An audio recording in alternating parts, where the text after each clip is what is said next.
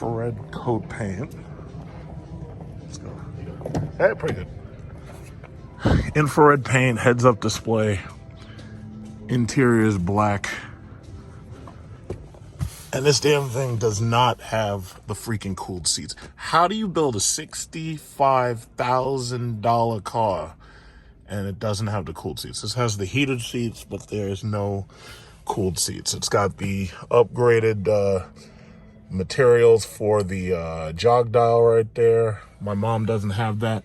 The other important thing that I can see that it also has is the auto stop start button, which is like right there. My mom's car does not have that, and it also obviously doesn't have the heads up display. I gotta say though, the black and red is really, really nice here.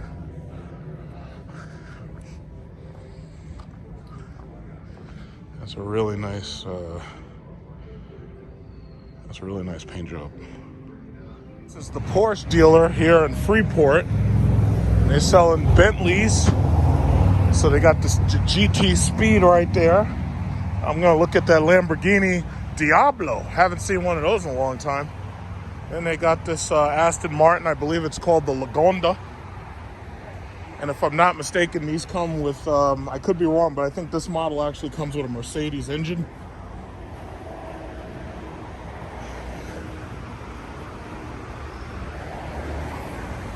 I'm probably mistaken about that, but I know one of these Aston Martins actually has a Mercedes engine. It's a 9-speed automatic, 4.0 liter V8. Oh, shit, unlocked itself. Wow. Oh, you're taking this one away? Yeah. Is this the one that has the Mercedes engine? I have no clue. Yeah. They keep parking my car here for some reason. Huh? They keep parking my car here. I don't know why. Your car? This is yours? Oh, no kidding. Well, huh? Yeah, I know you're joking. You pulling my chain. Man, that thing is really, really quiet. It's really, really quiet. Rep that thing. I want to hear that. That thing's quiet though. Oh, that must be like twin turbo V8s. That thing is mad quiet. My car is louder than that.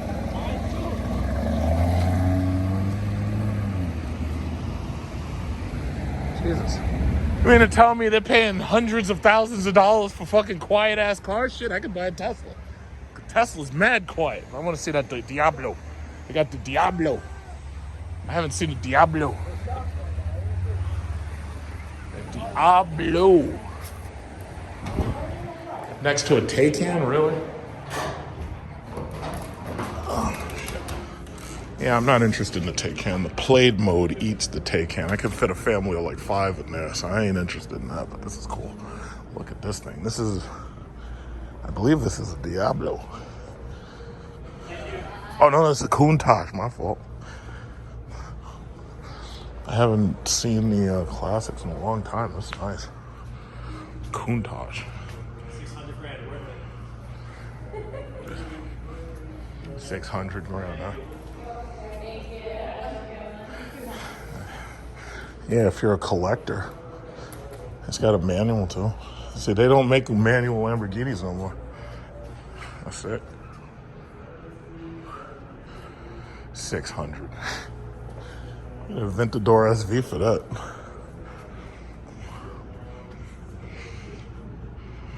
Oh, that one's nice. 600, huh? Yeah, that's something else. That wing, man. You could put that wing on the back of a Cessna. I like that. All right, so I'm going to make this extremely quick. Not a whole lot to talk about here. This morning, what I did was I took dividends that I had earned. If you watched the last video, you may remember that this number available for withdrawal was over $100. And this morning, what I did was I purchased some stock in Lucid. So Lucid is an electric vehicle company, just like Tesla.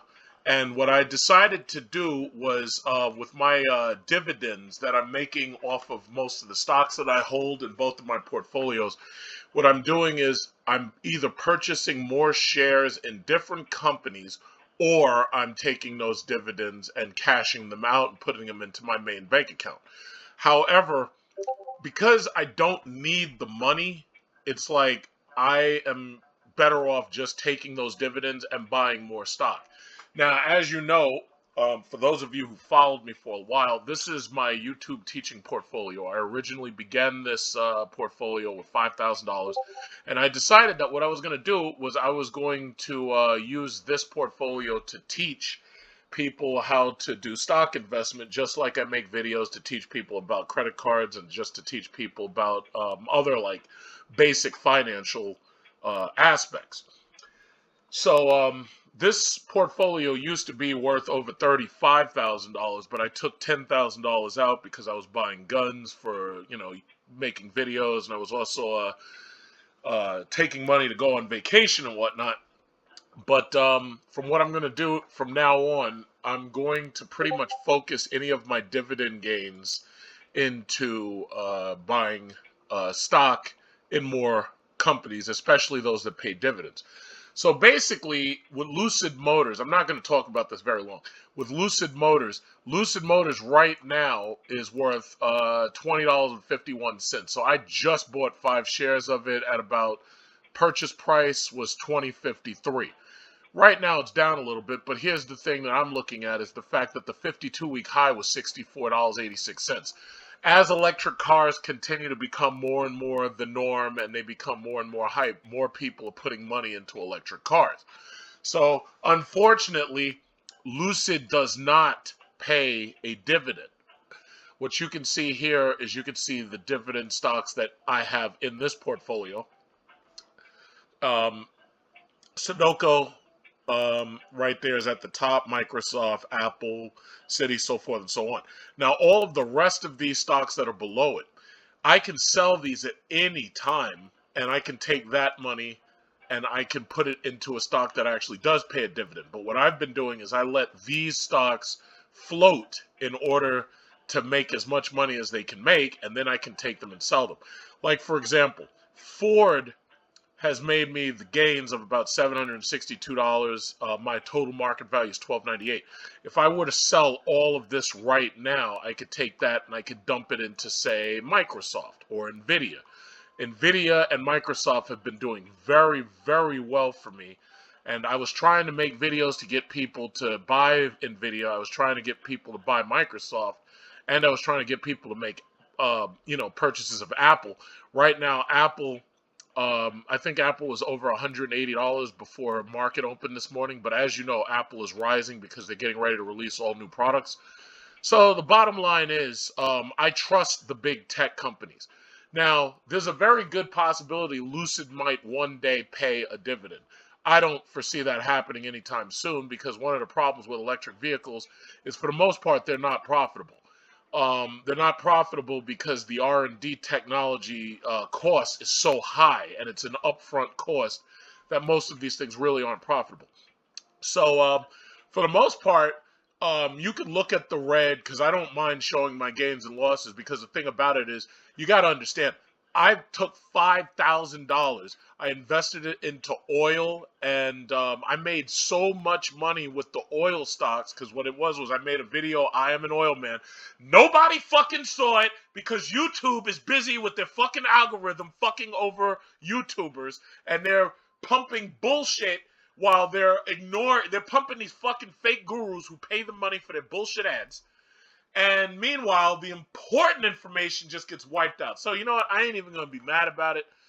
But obviously, I'm very, very disappointed that, like, I can make a video about some stupid car and get a lot of views real quickly.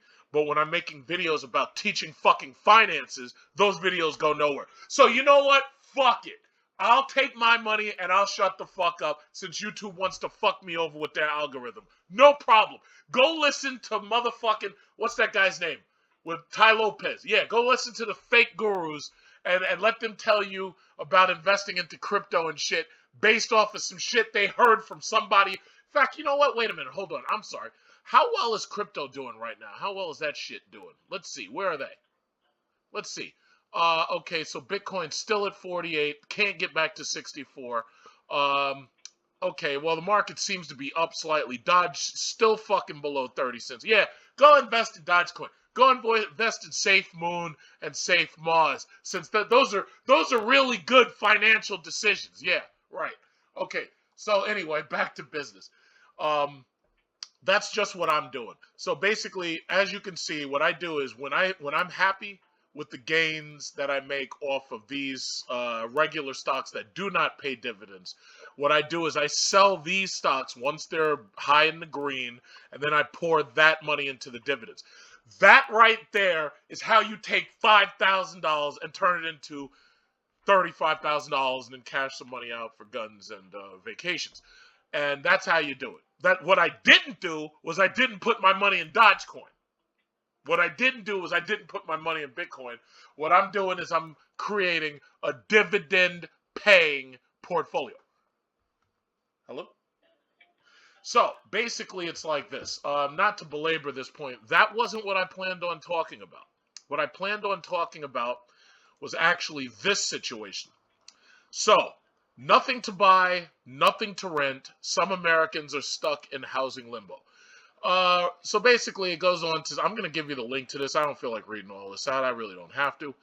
When Rebecca DeLorenzo's landlord of 14 months informed her that he would be raising the rent by $300 a month on the apartment in East Greenwich, Rhode Island, she shares with her fiance,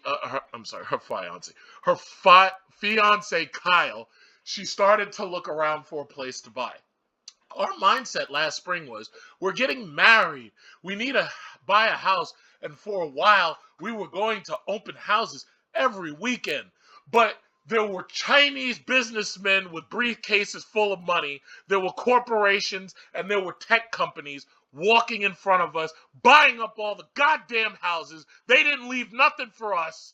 We can't buy it because BlackRock came in and bought up, what do they call BlackRock? Yeah, BlackRock bought up the houses. You see, I'm reading between the lines. Yes, investment firms, they say investment firms aren't buying all the houses. BlackRock is not ruining. See, the thing about it is corporations in general were said to be buying 5 out of 10 houses, and that was back in the beginning of the quarantine. Ultimately, this is what's happening. The Federal Reserve set the interest rates so low that corporations understand that if they purchase a house right now, they can use that in their portfolio. They never have to sell it.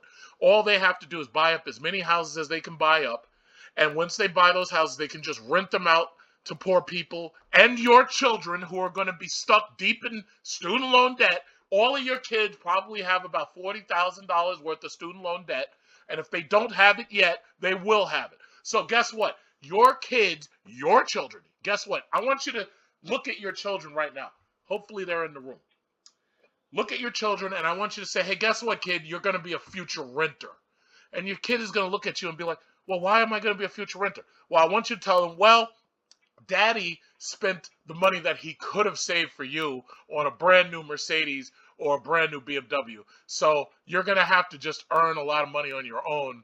And it's going to take you so long to do it that you're going to be chasing inflation for the rest of your natural life. And you're going to be a future renter. And by the way, kid, our house still has a mortgage on it because, Daddy has to pay off his gambling debts and Mommy has to pay off her new boobs.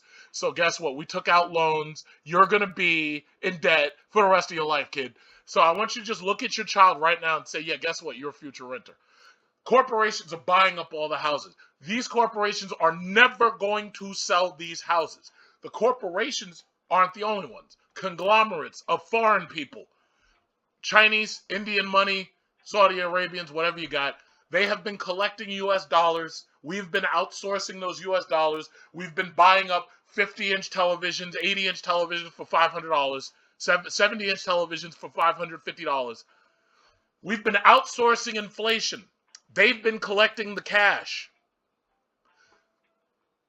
They're going to come here and buy up all the goddamn houses. That's what's happening. That's what's happening. So, guess what?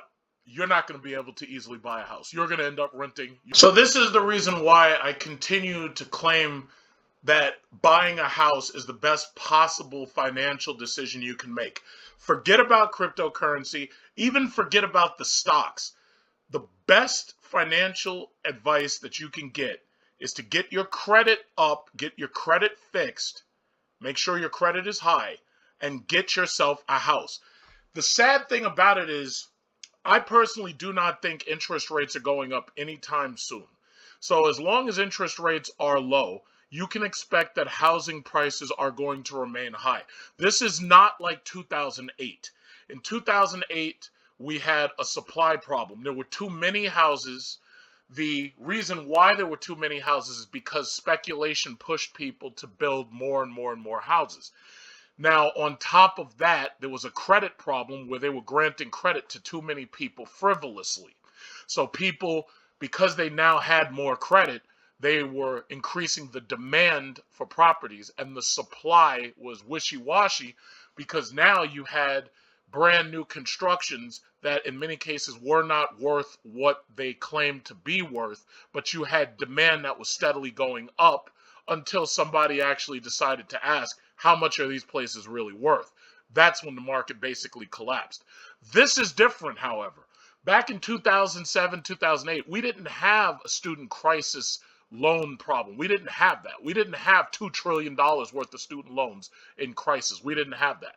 We also didn't have a rent crisis. Back then in 2006, 2007, 2008, renting was easy.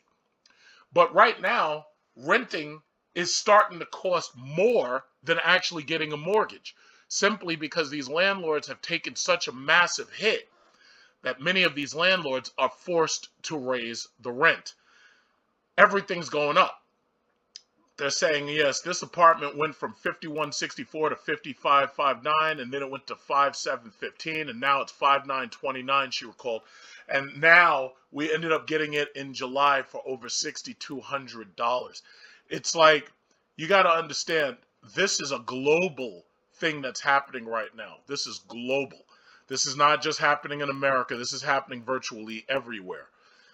There are some countries where I'll say that the cost of living is going up to the point, not so much so that you can't afford to actually live in a basic, dumpy, shitty apartment. But what I will say is that as inflation rises globally, the cost of everything is going up. The cost of food is going up. The cost of fuel is going up. The cost of any and all. You hear these fucking shitty goddamn four cylinders? Pieces of shit. So anyway, one day these cars are all going to be electric. I'm not going to have to hear any of that garbage out there. And it'll cost you like so much money to get gas, you won't even be able to drive that piece of shit. You're going to be forced to have a fucking Tesla. Tired of these people. So anyway, as I was saying, the commodity cost is rising considerably. And it's rising all over the world because the cost of inflation is causing prices and the cost of living to rise all over the world. So the best possible two pieces of financial advice I can give you are not related to stock and not related to crypto. The best financial advice that you can be given: get your credit up and get yourself a house. Doesn't have to be a really big, grandiose house, but you need to get yourself a house, because otherwise, number one, you're going to be chasing the cost of inflation. Number two, you're going to be priced out of just about every market. And I'll tell you, like, personally, this is me. I have sold cars in order to get the cash necessary to make sure that I have a nice cash cushion. I am waiting eventually to buy whatever I buy next. But the thing about it is, now that I have properties under my belt, I can look at, I can go inside, I got roofs that I can rent out. Now I feel accomplished, because it's funny, I never imagined when I was a kid, I never imagined that things would get this fucked up. I never imagined that marriage would be fucked up. I never imagined that the family structure, kids and everything, the religious system would be fucked up. I never imagined that housing would be fucked up. I always thought, oh yeah, when I get older, I'll just get an apartment, and then after that, I'll get a house. I skipped the apartment phase. I went straight to the house. And I just never imagined things would get this fucked up. And granted, you're going to have people going to try to blame both sides. You're going to blame Republicans. You're going to blame Democrats, depending upon what news channel you watch. Because, goddamn well, I don't watch freaking MSNBC or CNN. And I damn sure don't watch Fox anymore. I only watched it up until Trump lost.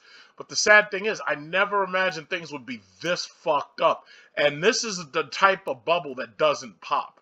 This bubble right here, especially when you're keeping it inflated with these 0% interest rates and foreign money and corporate money, this type of bubble doesn't pop.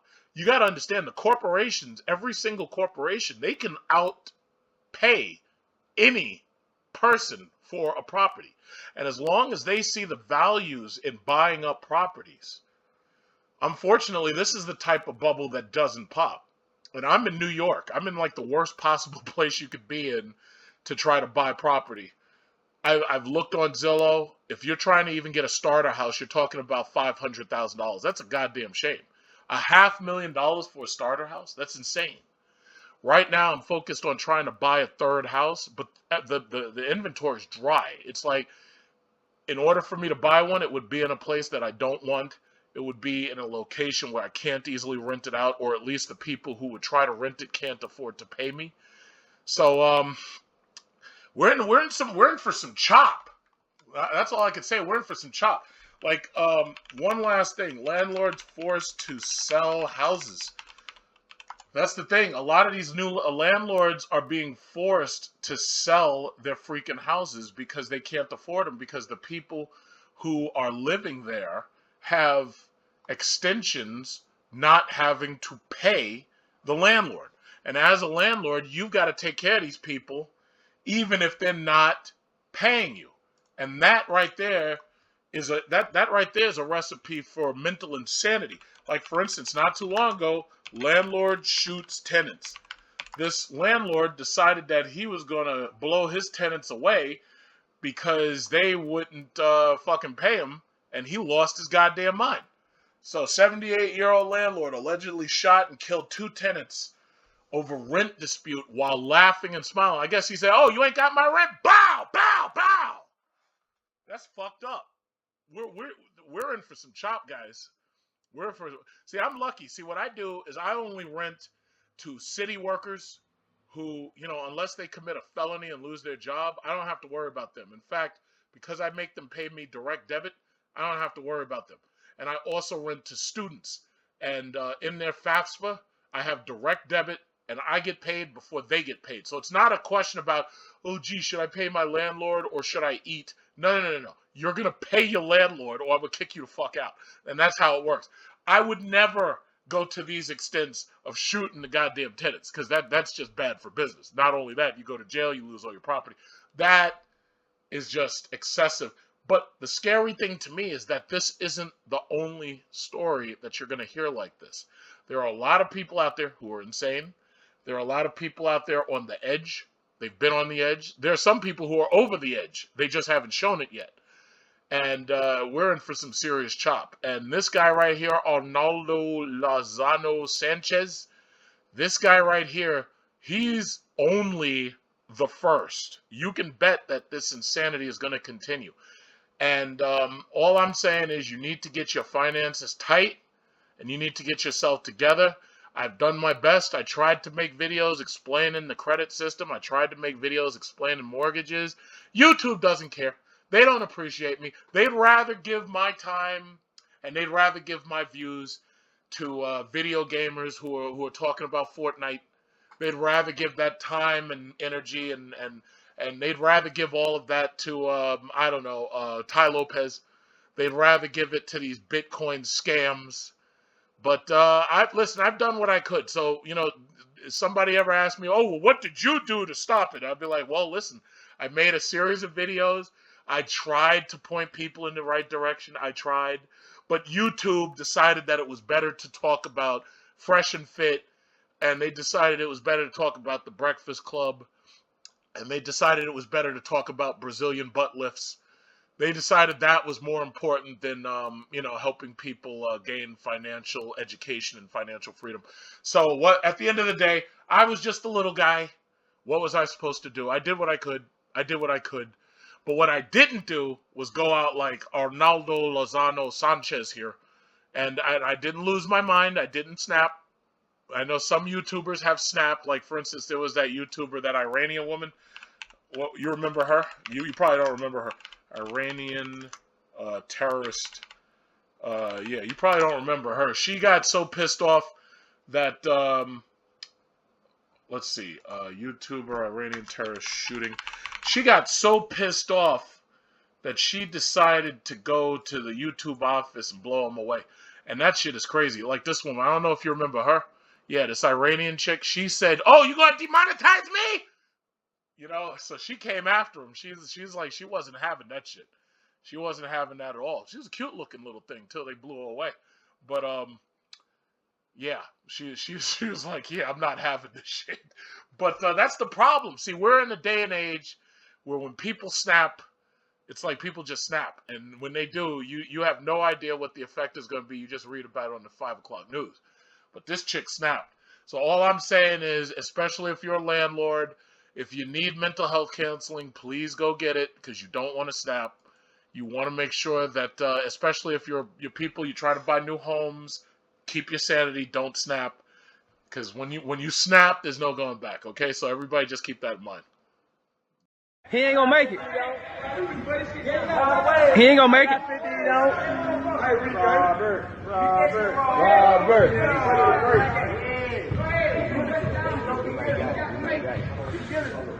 Left side, further to the left, on the next level. Further to the left, further to the left. Get him. There you go. Yeah, run down. You make it. He ain't gonna make it. Further to the left, to the right. Good job. Yeah, run down. Run, shout run. He ain't gonna make it. White boy got that shit. White boy look like a bird. He ain't gonna make it.